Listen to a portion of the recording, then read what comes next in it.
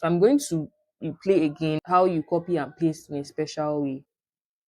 So just clean this from here and let's do this again. So you hit equal to rand tab and then you close your bracket. So now I can now drag this down. So now I want to paste this random figures that it has given me so it doesn't keep on changing. So I'm going to copy. When you copy the place I want to paste it, I'm going to select it again. And then I'm going to come here to this paste option in the clipboard. You can click the drop down button and then you're going to select the very first one, paste values 1, 2, 3. So when you click on it, it pastes the values the way they are. So next, we're going to cover cell referencing, the types of cell referencing, relative cell referencing, absolute cell referencing, and mixed cell referencing. And then as we're doing this cell referencing, I'm going to teach you another formula for Excel, ranking. Let's rename this sheet work 3 because this is the third thing we're working on. Let's say now we have a list of students that made payments to our organization. This is going to be serial number SN.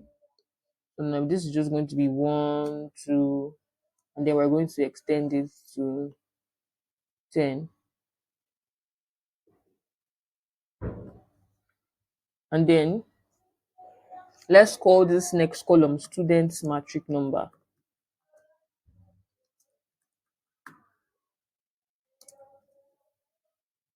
Because this student matric number is very long, we're going to extend this column so you can fill it completely. So now, for this student matric number, I'm going to be using a random number. So I'm going to be using any random number. So I'm going to use rand, and then we're going to work with random numbers. So now I'm going to extend it so it gives us random number for the 10 people. These are the matric numbers. So now I don't want this to change anymore. So I'm going to copy.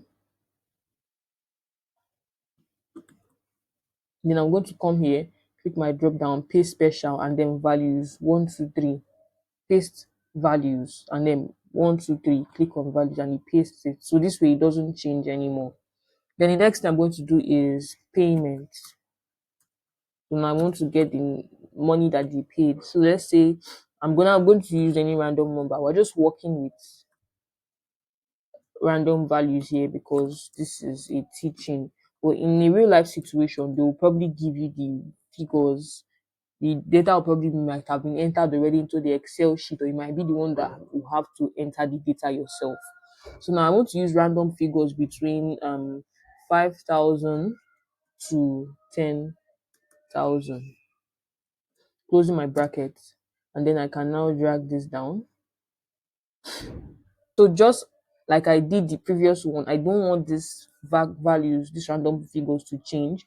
So I'm going to copy, and then I'm going to drop down and then paste values so it doesn't change. Now these figures are fixed. So now what I want to do here is called ranking. I want to know the rank of the student, which student is paying the most amount of money from the first to the least, ranking from ascending order or from descending order. So there's a formula for that. So the formula for rank being equal to RANK. So you're going to look for the one that is actually rank. You're going to see rank average, rank EQ, but you're going to pick the one that is rank. So you're going to go down and click rank. Press tab. So now the number. So we're going to click on this number from a reference. Where do you want to rank this number out of, or what do you want to rank this number out of? So you want to rank this particular number out of this group of numbers under payments. So we're going to select everything, then close our brackets and press enter. When you do that, you're going to autofill this, and then you can see what we have on the screen. So this ranking is not accurate because you can see more than one number having the rank of 1, and that is wrong. So what do we want to do exactly? We want to rank this appropriately. And ranking this appropriately means that we have to lock a particular cell reference. So now, for more understanding, I'm going to click on show formula. when we click the show formula, we can see that this first number is ranked C2 out of C2 to C11. That one seems accurate, but the next number is now ranked C3 out of C3 to C12. You can see that the cell reference for where we are ranking it out of keeps moving. This was relative because we did not lock any particular cell reference. It's moving. You get, so we have to reference the cell in an absolute manner. That's what we call locking a cell, making the cell reference absolute so it doesn't move, because we want each of these ranking to be ranked out of C2 to C11. We don't want it to move to C3 to C12. We don't want it to move from to C4 to C13. We want everything to be ranked out of C2 to C11. So what are we going to do? We're going to remove this formula, then write our formula again, but this time appropriately. So now just simply come here and then edit this formula, and then there are two ways you can lock a particular cell. The first way is by putting a dollar sign before each character, right? So we want to lock C2 to C11, so you're just going to put dollar sign C and then dollar sign 2. I'm going to come here to this other side, dollar sign C and then dollar sign 11.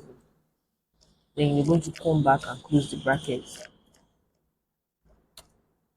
So when you now autofill this, you can see that it has ranked everything now out of 10. There are 10 payments, a 10 amount of money, and then it has ranked each of these values out of 10. So it is more accurate because no ranking is being repeated. And if you show the formula for this, you can see that everything is ranked out of C2 to C11. So this is ranked appropriately. The second way and the faster way to lock a particular cell and make a cell reference absolute is by using the key function F. I'm just going to undo this, and then we have taking it back to our way our formula was before, when it was still in relative referencing and when it was not absolute.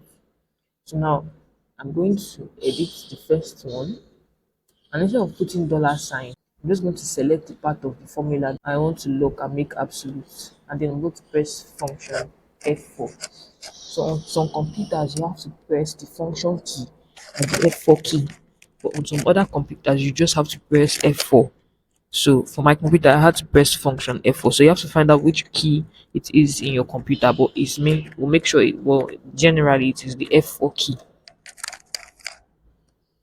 So then we close our brackets and then we autofill. So this now ranks everything out of a 10, and the ranking is more accurate. So next we're going to go and look at relative referencing. This is just what absolute referencing is, being able to lock a particular cell reference and it's not being moved when you want to autofill or solve a formula for another cell. So now we're going to look at relative cell referencing. With the information you can see on the screen, we have different months and we have the revenue for each month and we have the expenses for each month. So now we want to find the profits.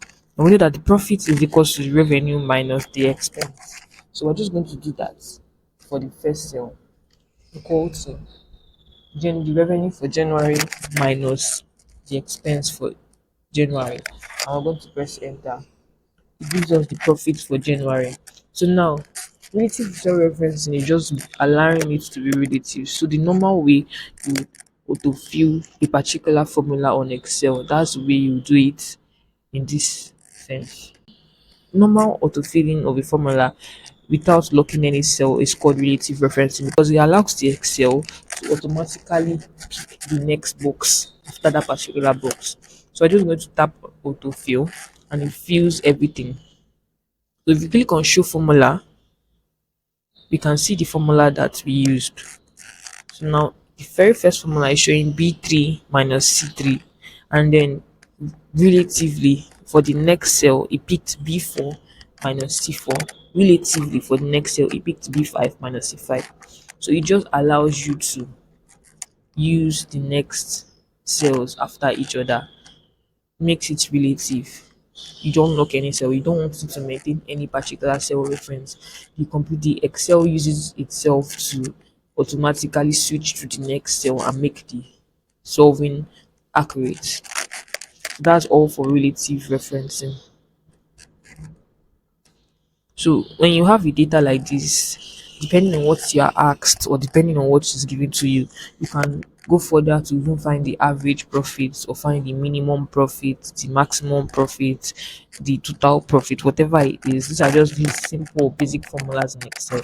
So to do that, to find the average profit, you're just simply going to put equal to average, and then you're going to select all the profits and then close your brackets. Press enter and it gives you the average profit. You can also decide to find the maximum profit equals to max, and then you press tab and you select all the profits and you close the bracket and you press enter, and this is the maximum profit. You can also decide to find the minimum profit, and then you select all the profits, then you close the bracket, and then you press enter, and this is the minimum profit. So whatever it is that you're giving to you, Excel has designed a way to make life easier. Whether it is data analytics or accounting you are doing as a profession, Excel makes your life easier because these formulas are put easy at your fingertips. Thanks for watching this video.